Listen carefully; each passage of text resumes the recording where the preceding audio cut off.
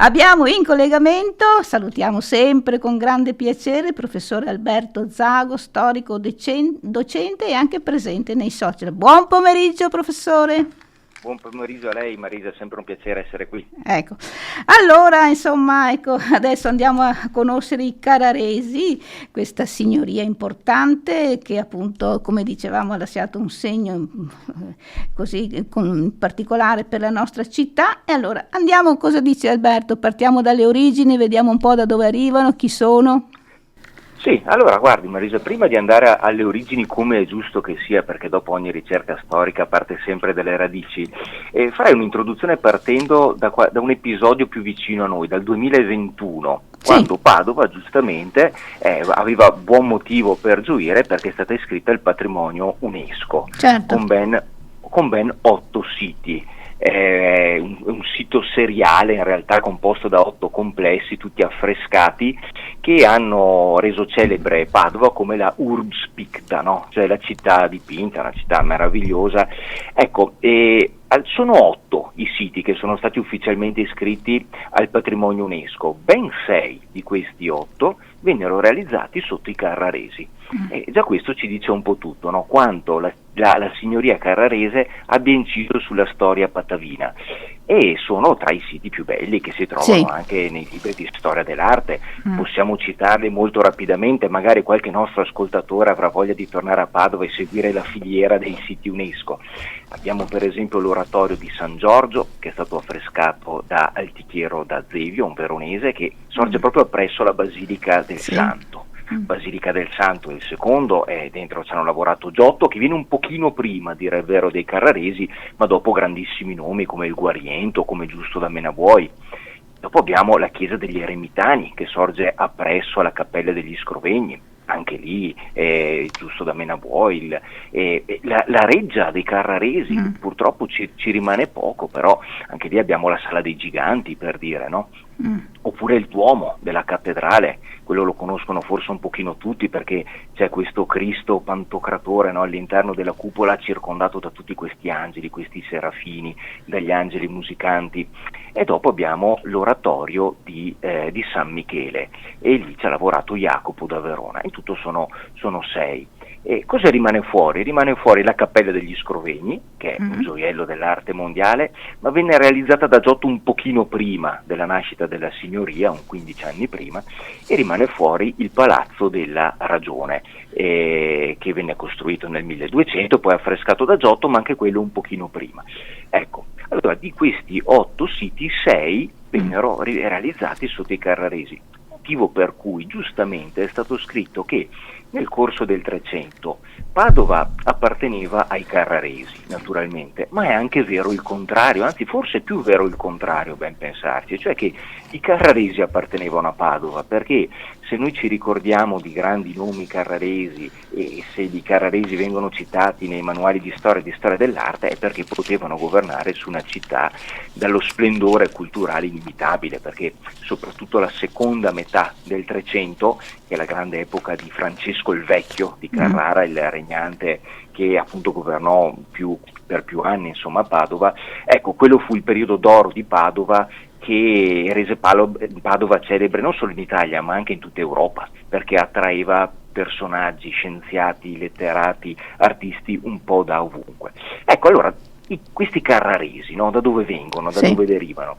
Allora, diciamo che sono una stirpe di antica origine, perché l'origine addirittura è longobarda. I Longobardi giunsero in Italia, visto che siamo vicini a Pasqua, proprio il giorno di Pasqua del 568 d.C. E i Carraresi erano appunto di origine longobarda, prendono il nome dal luogo in cui installarono il proprio quartier generale, in cui acquistarono terra, in cui si fecero un nome, che era Carrara Santo Stefano, paesino a sud di Padova. Adesso è 2 Carrare, perché hanno fuso insieme Carrara Santo Stefano e Carrara San Giorgio, e sulla mappa lo si trova come il paesino delle 2 Carrare. Ecco, qui i carraresi furono nel corso dei secoli molto scaltri, perché riuscirono piano piano ad espandere le proprietà terriere, e ricordiamo che per secoli nell'Europa preindustriale la ricchezza derivava fondamentalmente dalla terra, dal commercio della terra, ma soprattutto dalla terra, e quindi mano a mano espansero il loro raggio d'azione, mano a mano acquisirono più potere territoriale, più potere economico, più potere militare. Avevano un loro esercito privato, come molte famiglie magnatizie che vivevano nel territorio, cioè nelle campagne circostanti le città. Fino a quando anche loro fecero il grande balzo, per così dire, siamo alla metà del XII secolo, e si inurbano, cioè si trasferiscono all'interno del comune di Padova. Era quello il periodo del primo comune, quindi Padova che si scrolla di dosso, come altre città, il dominio feudale, in ultima analisi imperiale, comincia ad autogovernarsi e i carraresi cominciano a prendere parte alla vita civile, ad essere protagonisti insieme ad altre famiglie e ad avere un certo potere decisionale, ma sempre in un'ottica, diremmo noi oggi, democratica, non democratica come esattamente la intendiamo noi, ma con una compartecipazione del potere piuttosto diffuso. Tanto che questo primo comune padovano poi dovette subire una parentesi tremenda che i padovani ricordano molto bene in maniera nefasta, e cioè la famosa dittatura di Ezzelino, che per 20-30 anni, a seconda del luogo che prendiamo in considerazione, si impose un po' in tutto il Veneto. A Verona non lasciò un ricordo particolarmente nefasto, a Padova sì. Ancora oggi, girando per le vie cittadine con un po' d'attenzione, si possono vedere delle targhe che ricordano e denunciano la tirannide piuttosto che la crudeltà di Ezzelino III da romano. E i da Carrara furono dei nemici dell'Ezzelino, tanto è vero che un loro membro, Marsilio, venne condannato a morte, considerato un martire, sul Ponte delle Navi. Poi Ezzelino III muore, siamo nel 1259, comincia il secondo comune di Padova, perché la storiografia distingue due comuni, il primo comune e il secondo comune, intervallati da questa esperienza tirannica dell'Ezzelino. E qui Padova comincia ad ingranare, perché c'è un aumento demografico. Nel giro di poco tempo Padova conterà 35.000 abitanti, che era un numero veramente elevato, un po' come Verona. Erano tra le prime 10 in Italia, ecco, da questo punto di vista. Padova piano piano si espande e pone sotto la propria tutela Vicenza e comincia a fiorire, ma cominciano anche in contrasti interni che piano piano la indeboliscono dall'interno, soprattutto perché all'inizio del 1300 da ovest cominciava a sorgere un nuovo nemico che qualche padovano, per esempio Albertino Mussato, un altro grande nome, un letterato celebre del primo ventennio del 1300, considerava simile ad Ezzelino. Non si chiamava più Ezzelino III, ma si chiamava Can Grande. E insomma Padova deve fare che era di un'altra pasta rispetto a Ezzelino III, però i padovani lo recepirono un po' come un nuovo Ezzelino, perché anche Ezzelino mosse da Verona. Can Grande insomma era meno crudele, ma era in una fase espansionistica e cominciava a minacciare la città patavina, anche facendo leva sui contrasti interni, perché le grandi famiglie tra di loro e anche all'interno delle grandi famiglie, e quindi per esempio anche all'interno degli stessi carraresi, i magnati cominciavano a porsi l'uno contro l'altro e quindi risultando indeboliti nell'ottica di un invasore esterno come era Can Grande. E infatti cosa succede? Che scoppiano 3 guerre, diciamo che tra il 1310 e il 1320, ecco, siamo in quel periodo lì, ci sono 3 guerre tra Verona e Padova e che finiscono generalmente con dei negoziati, ma piano piano Can Grande è sempre più aggressivo, si avvicina sempre più a Padova, fino a quando arriviamo al 1318, che è l'anno in cui, proprio grazie al beneplacito di Can Grande, Jacopo I da Carrara è investito signore della città. E i padovani non tutti erano d'accordo, però la maggior parte sì. E Rolando da Piazzola, un altro grande letterato, tenne un grande discorso, probabilmente all'interno di Palazzo della Ragione, non lo sappiamo, in cui dice che i padovani erano troppo divisi, la minaccia esterna era troppo gravosa e che bisognava conferire tutto il potere nelle mani di un unico signore. E a quel punto il candidato ideale era proprio questo Jacopo I da Carrara, perché era supportato dallo stesso Can Grande, che in qualche modo l'avrebbe manovrato dall'esterno, ma anche perché i carraresi si erano messi in luce e si erano fatti protagonisti della storia politica precedente di Padova. Qui comincia la signoria, sotto la tutela, ben inteso, sotto la tutela scaligera, almeno nei primi anni. e la signoria terminerà, come diceva giustamente lei, 87 anni dopo, nel 1405. L'ultimo signore sarà Francesco Novello, che finirà male, condannato a morte nelle carceri veneziane, ma magari ne parleremo meglio dopo. Ecco, durante questi 87 anni la signoria carrarese mostra tutto il proprio splendore e stimola l'economia, stimola i commerci, stimola la letteratura, stimola l'università, stimola gli artisti. I carraresi si sposano con i rampolli delle famiglie più importanti del nord Italia, dai Gonzaga agli Estensi, ai Visconti e agli stessi Scaligeri. Il nostro Jacopo I, il primo signore di Padova, era addirittura imparentato con Pietro Gradenigo, doge di Venezia, era suo genero. Insomma, cominciano a entrare nel giro che conta. E basti pensare che sotto i carraresi, attorno alla metà del secolo, chiamato da Jacopo II, il quarto dei signori, giunse Petrarca a Padova, e sappiamo che Petrarca ha legato la propria memoria soprattutto a Padova, perché decise a un certo punto di stabilirsi a Padova, poi continuò a peregrinare un po' ovunque per l'Italia, ma trasferì la sua famiglia, soprattutto diciamo dal suo punto di vista la biblioteca, prima a Padova, in centro a Padova, e poi, come sappiamo, ad Arquà, sui Colli Euganei, dove poi morirà, motivo per cui quel paesino verrà chiamato Arquà Petrarca. Ecco, stiamo parlando di un grandissimo polo d'attrazione rappresentato da Padova e dai carraresi. Però, al di là di questo lustro che anche giustamente Padova promanava verso l'esterno, c'erano dei problemi molto gravi all'interno della dinastia. Basti citare un dato, no? Nell'arco di 87 anni si succedono al governo di Padova 8 signori, tutti carraresi. Solo i primi 3 muoiono di morte naturale, perché gli altri 5 fatalmente fanno una fine peggiore.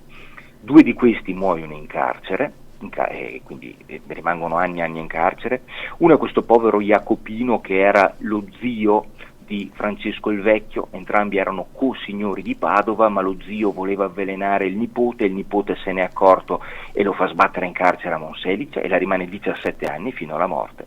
E poi lo stesso Francesco il Vecchio, che verrà a sua volta incarcerato dai Visconti e morirà in carcere a Monza. E gli altri 3 invece moriranno di morte violenta. E Jacopo II uccide questo Marsilio Papa Fava, un nome che tutto sommato nessuno ricorda, perché poverino ha governato solo 40 giorni, non fece nemmeno tempo ad essere nominato signore che già un membro della sua famiglia, questo Jacopo II, lo assassina. Jacopo II, che verrà assassinato a sua volta per chiudere il ciclo con Francesco Novello, che verrà fatto uccidere poi appunto a Venezia, come dicevamo prima, alla fine della signoria. Ecco, come mai tutti questi contrasti?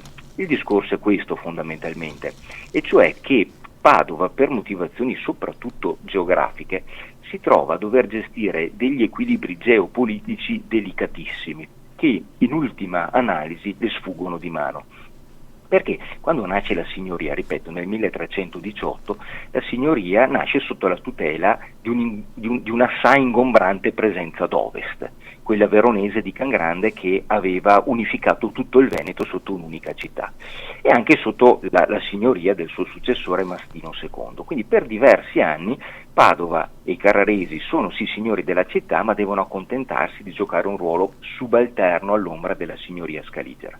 Poi però gli scaligeri si montano un pochino la testa, si mettono contro Venezia, si mettono contro Firenze, perdono una serie di battaglie, e cosa succede? Che Marsilio, che era il secondo signore di Padova, decide fondamentalmente di voltare le spalle alla signoria scaligera e di appoggiarsi a Venezia, la quale, pur di mettere un cuscinetto tra sé e la potente signoria scaligera, è ben contenta di concedere la città di Padova allo stesso Marsilio, e quindi di appoggiarlo nella sua volontà di indipendenza e di farlo signore di Padova. Marsilio accetta, però naturalmente cosa succede? Che i carraresi passano dall'influenza di una grande potenza, i veronesi ad ovest, all'influenza di un'altra grande potenza, i veneziani ad est. Però quello era il gioco delle parti, non potevano fare altrimenti. Padova però è una città in pieno sviluppo, aumenta appunto il tasso demografico aumenta, è sempre più ricca, è sempre più forte. A partire dalla metà del 1300 arriva il nostro Francesco il Vecchio, che diciamo tra i vari signori è stato quello più importante in assoluto, il quale è consapevole della forza di Padova da tutti i punti di vista, economico, politico, militare, culturale, e quindi questa influenza e questo gioco veneziano gli sta sempre più stretto. E tutto sommato anche lui commette l'errore che hanno commesso gli Scaligeri, cioè in questa volontà di espansione su tutto il Veneto, o la Marca Trevigiana come la si chiamava al tempo, si pone in rotta di collisione con le grandi potenze confinanti, e quindi con Venezia, la solita Venezia a est, e ad ovest. Ad un certo punto nella seconda metà del 1300 non c'erano più gli Scaligeri, ma subentrano i Visconti, soprattutto Gian Galeazzo Visconti, che stava creando uno stato territoriale enorme in Lombardia, in Piemonte, in Emilia, un po' in Toscana, aveva preso Bologna, e quindi diciamo era un nemico ancora più pericoloso degli Scaligeri. E cosa succede? Che Padova ci prova in tutti i modi a barcamenarsi, a ritagliarsi, diciamo così, il suo spazio vitale in Veneto, però fatalmente fa convergere gli interessi di due grandi potenze regionali che ad un certo punto le si rivoltano contro, e quindi negli anni 80 del 1300 Venezia si allea con i Visconti, e per Francesco il Vecchio, per quanti uomini avesse e per quante tasse potesse imporre ai vari territori sottomessi, non rimane altro che abdicare a favore del figlio, l'ultimo signore carrarese, e cioè il nostro Francesco Novello.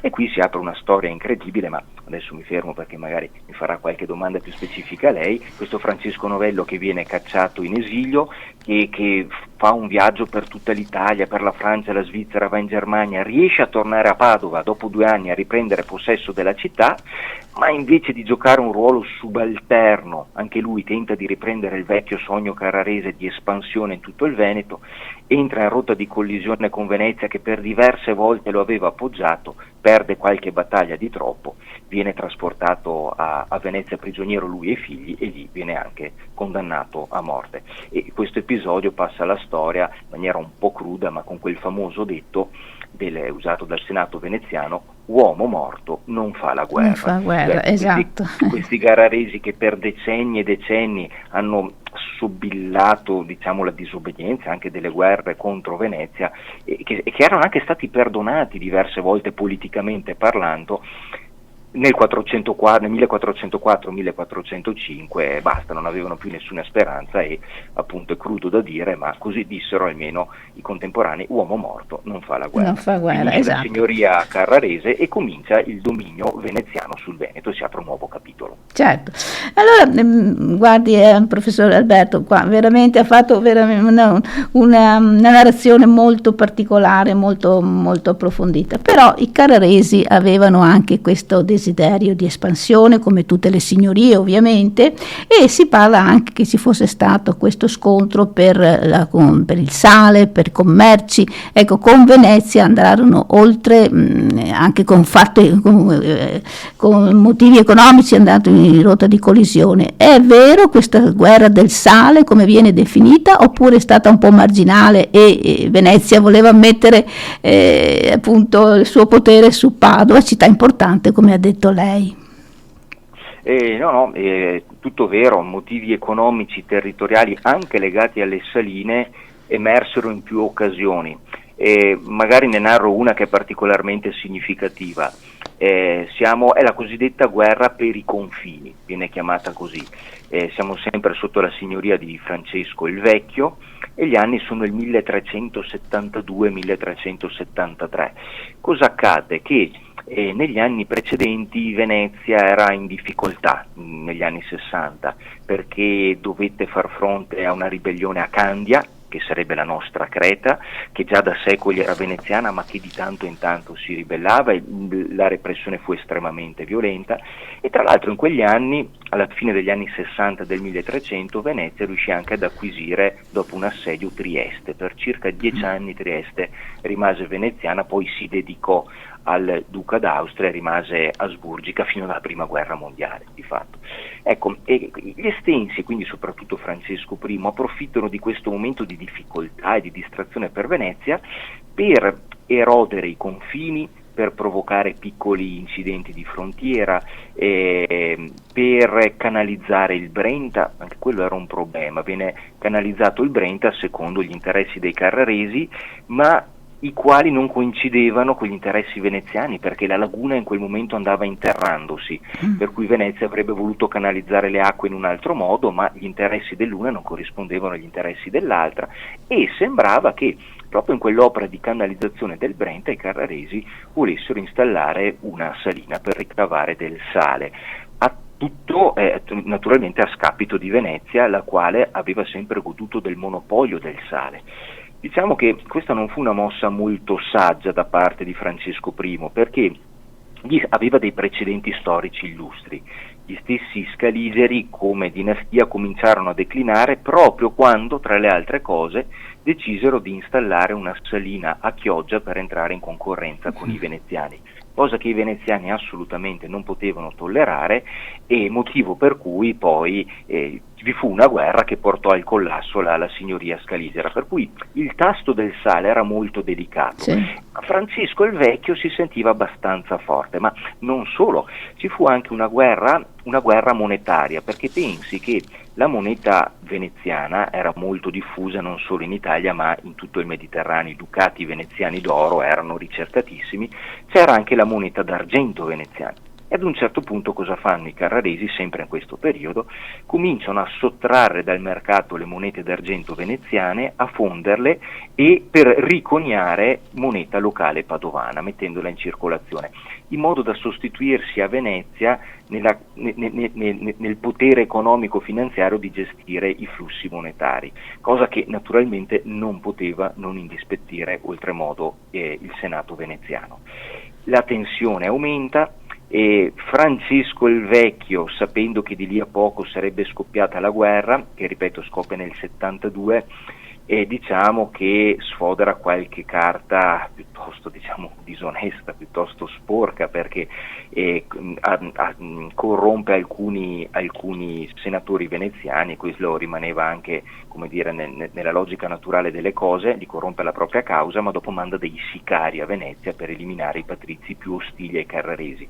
Questi vengono scoperti, vengono messi in condizione di non nuocere, comincia a diffondersi la notizia che il Carrarese avrebbe dato ordine ai propri sicari di avvelenare i pozzi di Venezia, e ricordiamo che a Venezia non c'era acqua potabile se non dai pozzi, qualcosa si ricavava dal Brenta, ma i pozzi erano di vitale importanza, oppure che il Carrarese avrebbe dato ordine di incendiare la città lagunare in più punti contemporaneamente. Quando scoppiava un incendio a Venezia era un disastro, perché il vento alimentava le fiamme e la città era in pericolo.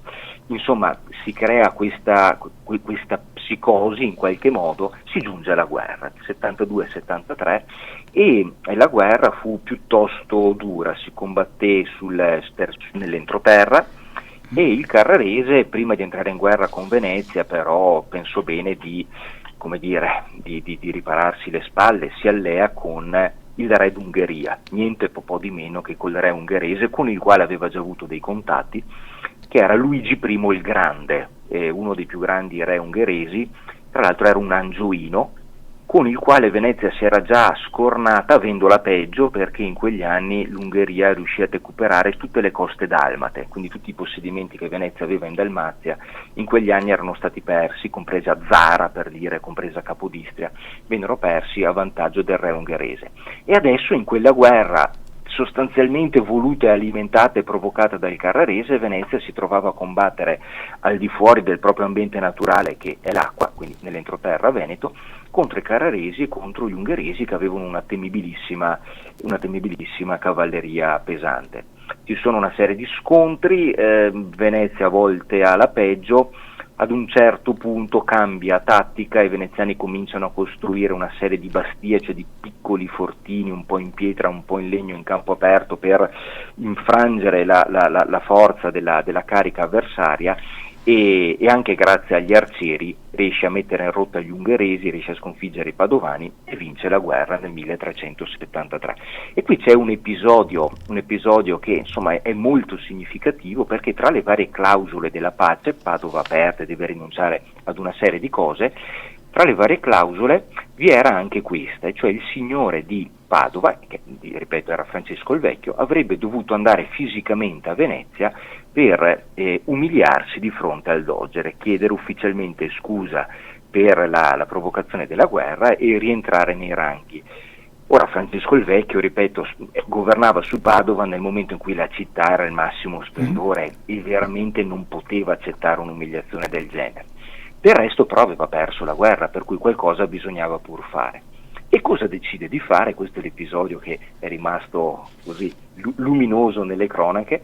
Decide di mandare il figlio, quel Francesco Novello di cui parlavo prima, che poi subentrerà il padre e che sarà l'ultimo signore di Padova e che poi verrà fatto condannare a morte a Venezia, ma decenni più tardi.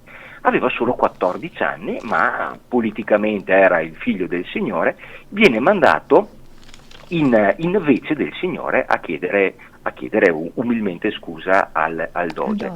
E Francesco il Vecchio, che era politicamente scafatissimo, scaltro, non aveva da imparare nulla da nessuno, chi manda ad accompagnare il figlio è naturalmente Francesco Petrarca, perché Petrarca era da anni che ormai abitava a Padova, aveva stima dei Carraresi, aveva instaurato un legame d'amicizia con Francesco il Vecchio, ma Petrarca era stimato da tutti, anche da Venezia, perché spesso era andato da Venezia, conosceva molti patrizi, certo. Per cui godeva di ottima fama.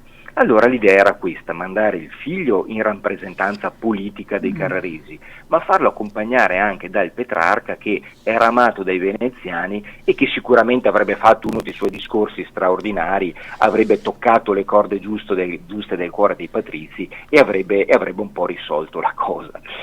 L'episodio curioso è che questo 14enne Francesco Novello giunge di fronte al Doge. In quel momento era Andrea Contarini, poi anche eroe della guerra di Chioggia, ma questo è un altro capitolo. C'era anche il Petrarca e quando toccava al Petrarca di tenere il proprio discorso si impapina e non riesce a spiaccicare una parola. E aveva 70 anni, forse erano un po' i colpi dell'età, e rimane fondamentalmente senza parola fino al giorno dopo. Il giorno dopo ritorna in se stesso e se la cava benissimo, dicendo che il giorno prima non era riuscito a parlare perché era rimasto ammagliato di fronte alla nobiltà, alla bellezza, alla grandezza dei patrizi veneziani che sembravano degli dei. Ecco, dopo aveva ritrovato la favella e quindi finalmente riusciva a fare il suo discorso anche molto bello, come insomma solo Petrarca poteva fare. E la cosa viene risolta così in quel momento, nel 1373. Però dopo Petrarca morirà il giorno dopo, l'anno successivo ad Arquà, e però il rapporto tra Venezia e Padova in realtà il rapporto conflittuale viene solo congelato, perché già dopo una decina d'anni si ritorna sul piede di guerra. Certo. Allora abbiamo appunto questo nome che lei ha citato, qua i nostri ascoltatori l'hanno capettato, il Papa Fava, ecco, nome strano, ho detto si può sapere qualcosa di più, scrive un ascoltatore, ecco, questa famiglia qui, ecco, un po' particolare, il Papa Fava, possiamo dire qualcosa, sì, Alberto? Sì, i Papa Fava hanno un cognome un po' curioso, sì. No? I Papa Fava esistono ancora oggi, ci sono dei discendenti dei Papa Fava che erano semplicemente un ramo collaterale dei Carraresi, quindi sostanzialmente erano dei Carraresi, tanto è vero che quando muore il terzo signore carrarese, che era Ubertino, ecco, questo è un nome che tutto sommato ha una sua importanza, perché per esempio è colui che fece allestire la reggia carrarese, e quindi insomma ha legato il suo nome quantomeno a quell'evento. Lui muore nel 48, nel 1348, e nomina, e chi nomina come suo successore, nomina questo Marsilio Papa Fava, che era appunto del ramo collaterale. Era un ramo che, tra le altre cose, possiamo ricordarlo perché erano quei carraresi che possedevano il famoso albergo del Bo, quello che poi diventa il palazzo dell'università.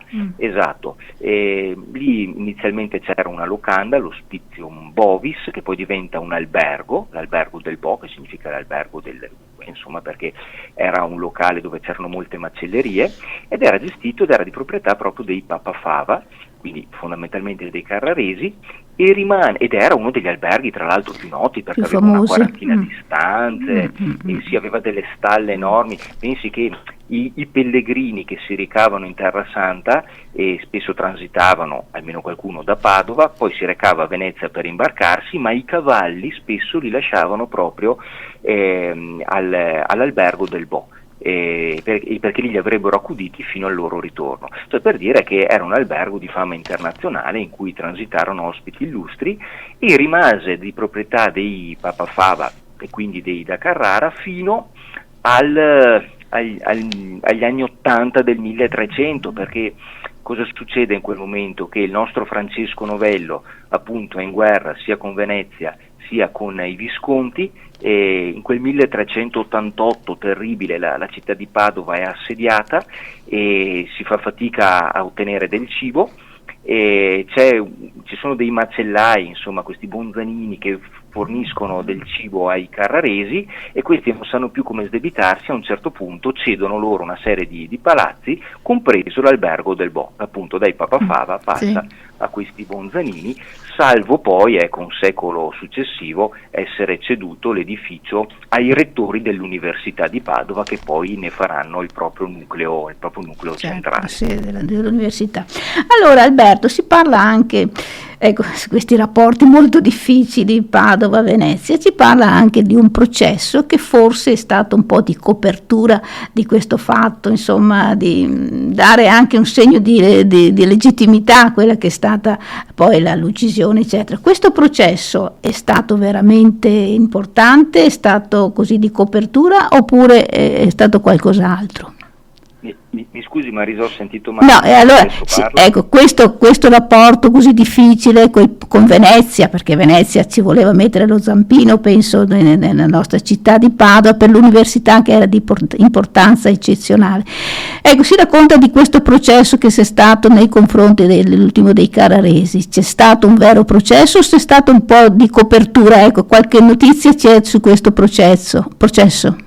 Allora, sì, il rapporto è stato molto altalenante, a dire il vero, rapporto storico tra Venezia e Padova, perché, ripeto, la signoria di Padova si affranca dai veronesi grazie all'intervento di Venezia, però Venezia vede bene di mantenere Padova sotto la propria ala protettiva inviando dei podestà.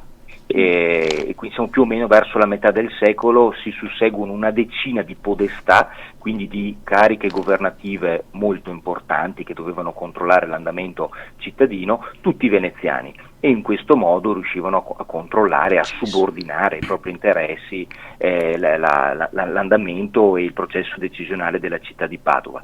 E poi Padova decide di scrollarsi questa influenza di dosso, con Francesco il Vecchio, e da lì cominciano una serie di guerre, a dire il vero, una serie di guerre dove in genere è Padova che approfitta di momenti di difficoltà di Venezia per cercare di ritagliarsi il più ampio potere, la più ampia autonomia possibile, ma anche per potersi espandere nel Veneto. Cosa che Venezia non poteva sopportare, perché la cosa che sempre ha temuto Venezia è che un'unica grande signoria nascesse alle proprie spalle nell'entroterra e che quindi avesse il potere di chiudere tutte le vie commerciali. Certo. Sì, perché vige sempre l'antico detto del divide et impera, no? Fino a quando l'entroterra veneto è dominato da tante piccole signorie diverse, se va male con una, se c'è ostilità con una, si utilizzano le vie commerciali dell'altra. Ma se tutto l'entroterra fosse dominato da un'unica signoria, ed è quello che stava avvenendo con gli Scaligeri, ed è quello che stava avvenendo con i Carraresi, ed è quello che a un certo punto stava avvenendo con i Visconti, per Venezia le cose cominciavano a mettersi male, motivo per cui alla fine Venezia risolve il problema dicendo che il Veneto sarebbe diventato dominio della Serenissima e quindi nessuno avrebbe più potuto ostacolare i commerci. Però, tornando al rapporto con i Carraresi, ripeto, con Francesco il Vecchio si rompe questo rapporto di sudditanza e cominciano le tensioni. Nell'arco di 30-35 anni Padova e Venezia scendono in guerra per ben 4 volte.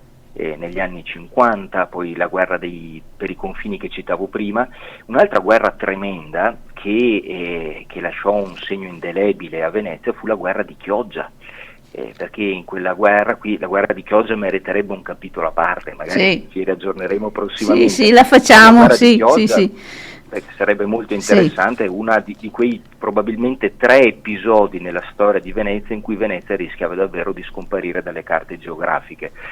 La guerra di Venezia, la Lega di Cambrai, non sono molti i momenti in cui Venezia ha temuto veramente di sparire.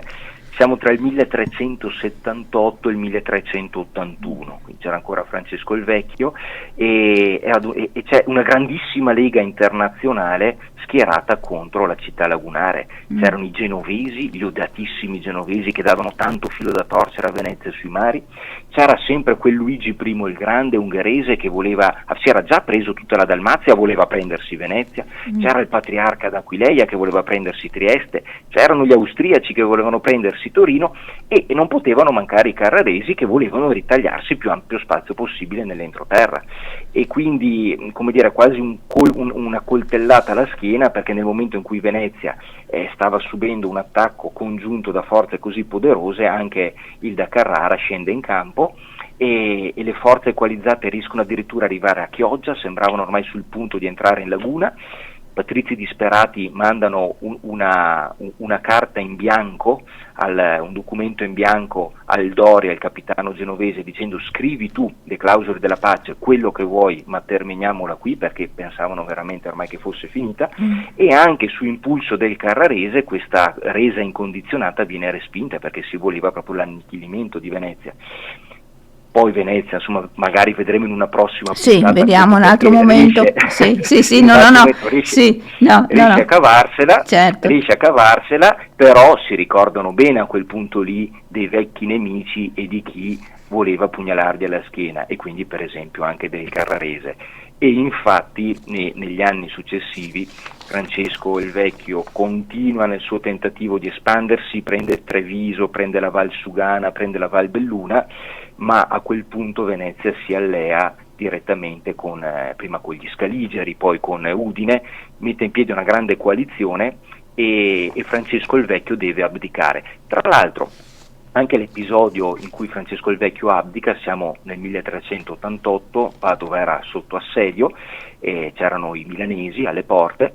È curioso perché ormai i padovani sono inferociti, perché ricordiamo che tutto questo sforzo bellico di Padova poi si tradusse in una pressione fiscale enorme, perché mentre Venezia aveva i suoi commerci e una base territoriale economica più ampia, mentre i Visconti avevano una base economica molto ampia, Padova aveva una base economica più ristretta, per cui per reggere il confronto con gli eserciti più potenti c'era poco da fare, doveva tassare di più i propri sudditi, motivo per cui a Vicenza non lasciarono un bellissimo ricordo. I vicentini preferirono dedicarsi o ai veronesi o ai veneziani piuttosto che ai padovani, a seconda insomma del momento.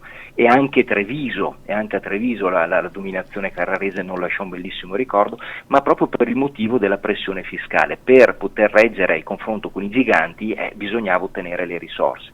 Allora, a un certo punto anche i padovani in quel 1388 scendono in piazza, assediano per così dire la reggia del Carrarese, dove c'era Francesco Novello. Francesco il Vecchio invece era serragliato nel castello, che era unito alla reggia con un famoso traghetto di 200 metri che univa le due sedi del potere carrarese. E in sostanza Francesco Novello, il figlio, capisce che l'unico modo per risolvere la situazione era deporre il padre, altrimenti i carraresi avrebbero perso il controllo della città, e quindi è lo stesso Francesco Novello che si reca al castello e pone il padre agli arresti. Il padre ormai lo aveva capito, si lascia arrestare e c'è questo avvicendamento al potere, che però dura pochi mesi, perché il Novello cerca in tutti i modi di negoziare la resa, intavola trattative anche con i milanesi, ma dall'altra parte c'era un'altra vecchia volpe della politica italiana, il famosissimo e temutissimo Gian Galeazzo Visconti, il signore più potente in Italia in quel momento, il quale quando venne raggiunto dai messi padovani nel tentativo di trovare un accordo rispose in modo famoso dicendo così, era un messaggio a Francesco Novello, dicendo: chi da gatta nasce sorci prende. Quindi che vuol dire stesso padre, stesso figlio, buon sangue non mente, no? Perché come non ci si poteva fidare di Francesco il Vecchio, non ci si poteva fidare neanche del Novello. E quindi i milanesi proseguono nell'assedio e alla fine Padova cade, viene presa dai milanesi. Francesco il Vecchio se ne va in esilio prima a Treviso, poi come dicevo prima finirà i suoi giorni in carcere a Monza, mentre il Novello anche lui finisce in carcere, non proprio in carcere, era diciamo in esilio ad Asti, in un palazzo aristocratico, però in Piemonte, ad Asti, distante dai luoghi che contano, però riuscì a fuggire in maniera rocambolesca, e questa fuga merita forse un minuto della nostra attenzione, perché lui disse di doversi recare in Francia a Sant'Antonio di Vienne per sciogliere un voto, e si reca là con i suoi fedelissimi all'insaputa di Gian Galeazzo Visconti, che mai avrebbe voluto che il Novello si allontanasse. Arrivato in Francia fa perdere le proprie tracce, si reca ad Avignone, viene accolto dal Papa, perché in quel momento il Papa era ad Avignone, poi si reca a Marsiglia, si imbarca e arriva a Genova.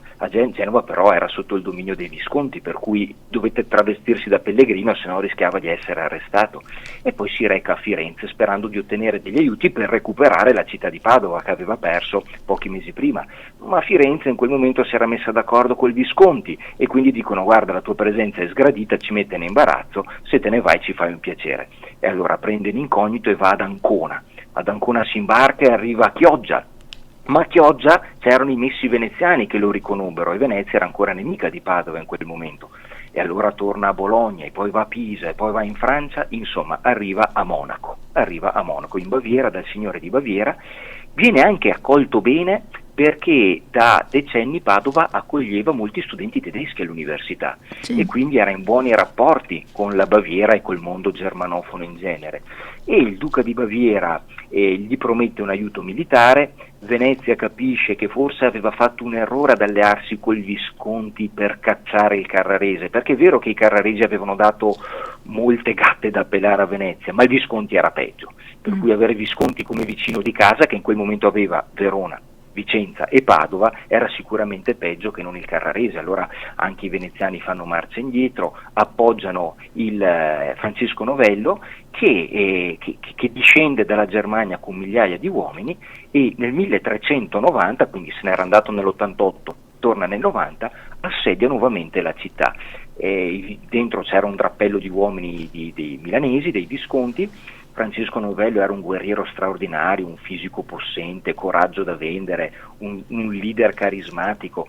Si getta nel fossato con 40 uomini, abbatte con l'ascia tutti gli ostacoli che i Visconti avevano messo, si getta al di là delle mura, combatte come un invasato. Era veramente un personaggio straordinario da quel punto di vista, un po' come avevamo parlato anche in altre trasmissioni, il Can Grande, un po' come il Colleoni, cioè quei personaggi che proprio nascono per fare i soldati, insomma, che hanno una serie di capacità psicofisiche straordinarie, e riesce il Novello in quel 1390 a recuperare la città di Padova. Però ecco, come dicevo, non impara la lezione, perché tenta ancora di espandersi, pesta ancora i piedi ai Visconti. Venezia interviene e lo difende contro i Visconti, perché a quel punto Venezia capiva che i Carraresi ridimensionati potevano fare comodo come cuscinetto di protezione nei confronti dei Visconti che provenivano dalla Lombardia. E però ad un certo punto il Novello, forse anche lui un po' come il padre, accarezzò il sogno di unificare tutto il Veneto, e c'è un incontro drammatico sotto le mura di Vicenza. Novello voleva prendersi Vicenza, ma Vicenza, pur di non ricadere sotto l'orbita di Padova e dei Carraresi, nel 1404 si dedica spontaneamente, più o meno spontaneamente, data la situazione, a Venezia. E il Novello assedia Vicenza, arrivano i messi veneziani mostrando due documenti in realtà, uno quello dell'autodedizione dei vicentini a Venezia, e un altro quella di Caterina Visconti, che era colei che precedentemente possedeva Venezia, che pure accettava Vicenza, che pure accettava questa cessione di Vicenza a Venezia. E lì il novello avrebbe dovuto accettare, se fosse stato diciamo più scaltro, almeno possiamo dirlo noi con il senno di poi, che è più facile per noi naturalmente, certo. Però diciamo che se fosse stato più scaltro, lì avrebbe dovuto accettare la sovranità di Venezia su Vicenza e accontentarsi di rimanere signora a Padova.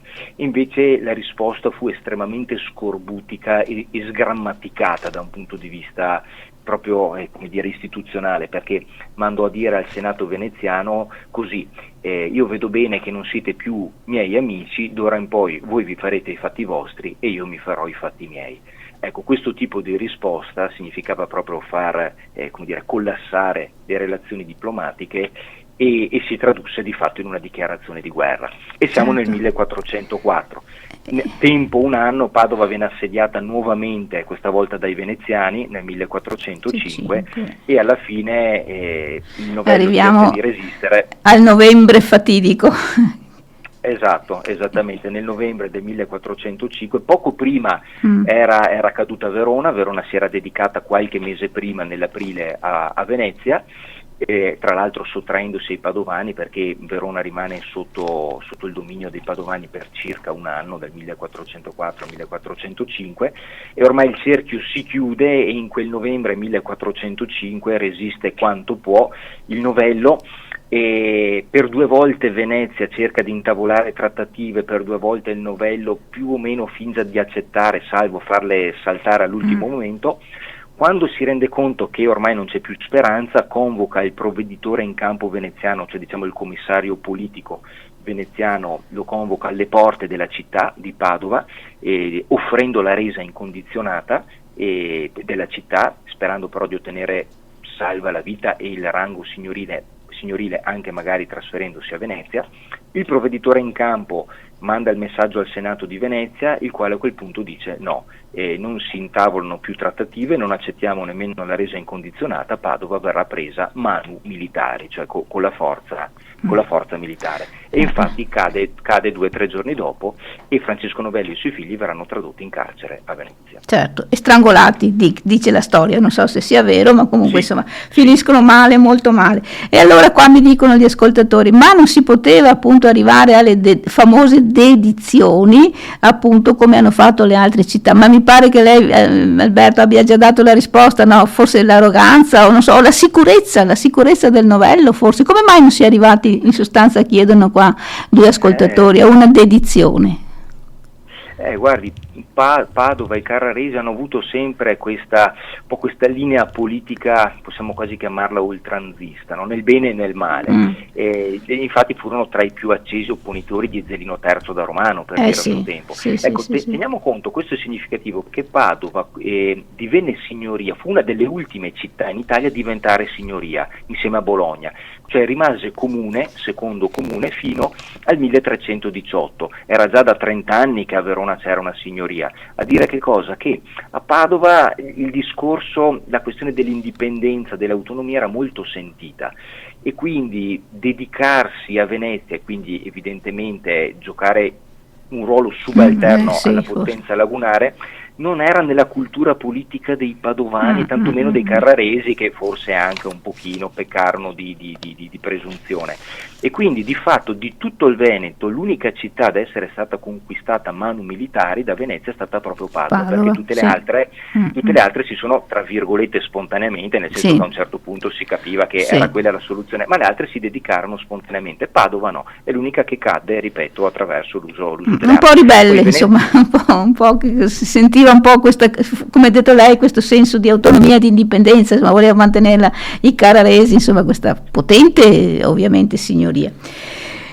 Alberto, siamo proprio agli sgoccioli, dobbiamo appunto chiudere, ma per i carraresi, per Padova, come diceva lei, insomma, hanno lasciato molto: il castello, la Torlonga, la Reggia, un Trecento ricco di arte, il Petrarca poi, insomma, che appunto ci ha onorato, che ha voluto essere seppellito ad Arco a Petrarca. Quindi tutto sommato, dal punto di vista culturale, Alberto, possiamo dire che sono stati veramente dei grandi per Padova, e non solo.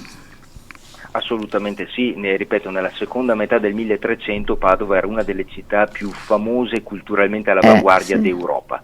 e questo penso dica tutto. Dopo purtroppo i carraresi hanno subito un processo di damnatio memoriae perché i veneziani hanno cancellato e scalpellato diversi simboli, non di Padova, dei carraresi, e questo purtroppo c'è per esempio il mausoleo che c'era nel Duomo della Cattedrale, e questo purtroppo è una perdita da un punto di vista artistico, però quando l'arte si fonde con la politica, se avessero fatto la pace avremo un patrimonio artistico un pochino più ricco, quello è un po' un rammarico, ma la storia non si fa con i se, con i ma, e quindi... Ma insomma dai, siamo grati ai nostri carraresi nel bene e nel male, perché insomma ci hanno lasciato anche un 300 veramente degno del, come diceva lei all'inizio, degno del riconoscimento UNESCO, insomma, e quindi non è cosa da poco assolutamente, cosa da poco assolutamente, cosa da poco assolutamente, cosa da poco assolutamente.